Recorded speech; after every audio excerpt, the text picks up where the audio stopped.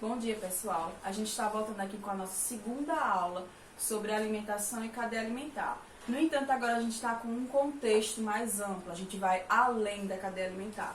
A gente vai entender todas essas relações globais de alimentação e de ecologia que envolvem todos os seres vivos. A gente vai começar primeiro com o conteúdo de teia alimentar.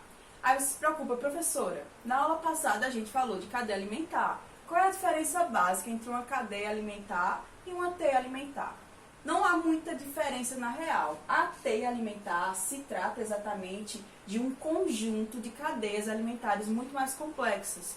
Se vocês lembrarem da minha aula passada, a cadeia alimentar era bem simples e reta, né? Bem fácil de compreender. Essa aqui está circular, a gente vê várias irradiações, vários animais que servem de alimentos para várias outras coisas. Então eu tenho aqui a plantinha que serve de alimento para o gafanhoto, para o rato, serve para a tartaruga, serve para o coelho, aí o gafanhoto que serve de alimento para um besouro, para um escorpião e assim vai. É como se fosse um monte de cadeias alimentares bagunçadas mesmo, amarradas, num grande complexo ecológico, porque a teia alimentar, ela consiste em algo muito maior. Ela considera vários ecossistemas, ela considera vários tipos de animais. Então é por isso que ela é chamada de teia. É justamente por ser um emaranhado de seres vivos, bem mais complexo. Mas é complexo de se observar, não é complexo de entender. Porque se eu te pedir um conceito, você simplesmente vai me dizer que é um conjunto de cadeias alimentares. Então, gente, o conceito não é tão difícil assim quanto o desenho, tá? Mas é tranquilo, vocês vão conseguir lidar bem com ele. Em seguida, a gente vai falar de algumas coisas inerentes a esse meio complexo aqui. Coisas que interferem na cadeia alimentar, coisas que interferem na vida dos animais e, consequentemente, na nossa vida, certo? Desequilíbrio ecológico nas teias alimentares. Isso é um problema muito grande que afeta o Brasil e o mundo, certo? Muitas coisas podem provocar desequilíbrio ecológico na natureza. E uma vez que a gente provoca esse desequilíbrio ecológico na natureza, a gente está quebrando várias cadeias alimentares. Aqui no Brasil a gente fala mais acerca de questões de agricultura, né?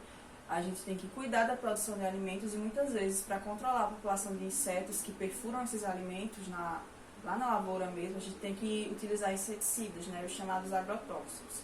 E esses agrotóxicos vão além de matar as pragas, né? Eles matam também uma fauna que é inclusive importante para a própria agricultura.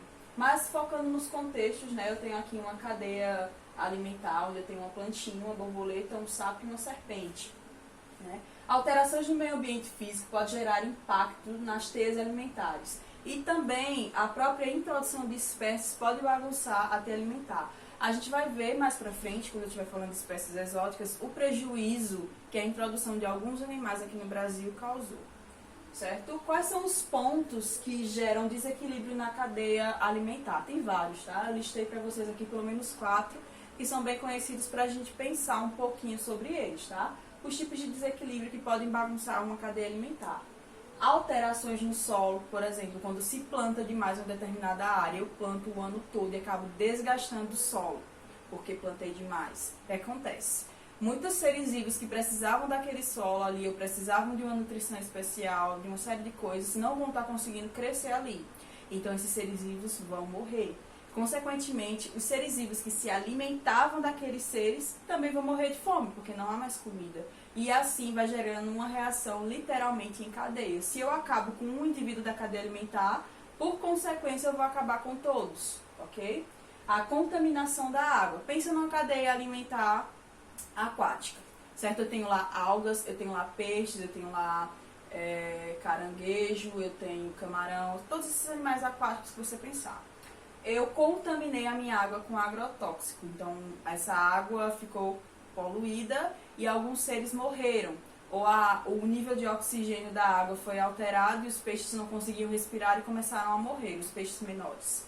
Então, peixes maiores que se alimentavam daqueles peixes ou daquelas algas, eles também vão morrer de fome, já que a alteração na água provocou a morte de alguns animais. Também a introdução de espécies exóticas. Quando eu coloco uma espécie nova no ambiente, essa espécie ela vai brigar com a espécie natural e ela vai acabar matando ou acabando com essa espécie se ela for mais forte, né? E ela é colocada ali, ela vai se alimentar de tudo que aquela espécie comia antes. No entanto, o predador da espécie morta não vai predar essa espécie introduzida. Então, isso vai gerar uma morte no próximo consumidor. Isso vai gerar uma quebra na cadeia alimentar. Depois eu vou estar mostrando para vocês uma cadeia para a gente entender melhor, quando eu explicar o que é uma espécie exótica e o perigo dela. Por último, eu tenho a extinção de animais e plantas. Como eu falei para vocês, se eu acabo com a vegetação de um lugar, acabo com as plantas de lá, todos os consumidores primários, eles vão estar morrendo. Porque eles se alimentavam de quê?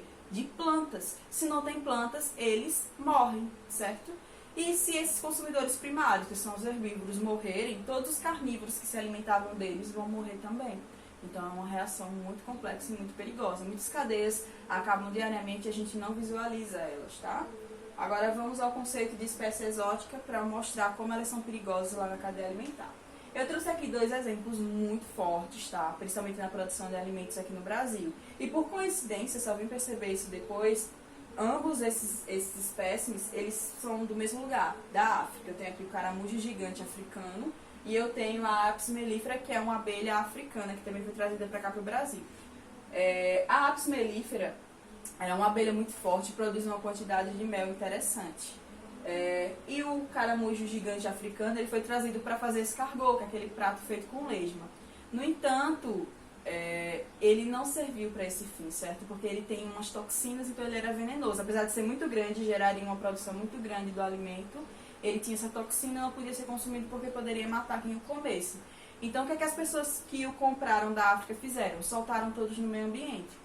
Esse caramujo gigante matou grande população dos caramujos menores que viviam aqui no Brasil e também acaba com jardins e plantações. Então, ele acabou se transformando numa praga para a agricultura e para a própria fauna brasileira, além de ter vários parasitas e causar alguns tipos de doenças nos seres humanos. Então, foi uma praga que nós mesmos trouxemos para cá. Mesma coisa ou parecida é o caso da Apis mellifera. Ela é muito violenta e ela acaba muitas vezes expulsando as abelhas brasileiras ou matando-as e produzindo o seu mel. No entanto, o mel dela não tem a qualidade do mel brasileiro, então ele não tem um mercado muito bom. Foi um grande erro. A gente acabou prejudicando as nossas abelhas, que eram muito especiais e tinham um valor econômico muito importante. A gente reduziu a população das nossas abelhas, porque essa aqui está dominando todo o ambiente. E o animal que se alimentava das nossas abelhas não se alimentará dessa, porque ela é um animal diferente, ela é um ser exótico, então ela não obedece às regras do nosso ecossistema. Então, vocês têm que entender que introduzir uma espécie diferente, um animal diferente ou até uma planta diferente, traz consequências para todas as cadeias alimentares. Esses 2 indivíduos aqui, esses 2 animais, deturparam várias cadeias alimentares do Brasil. Por hoje é só, vou passar uma atividade para vocês e a gente continua esse conteúdo.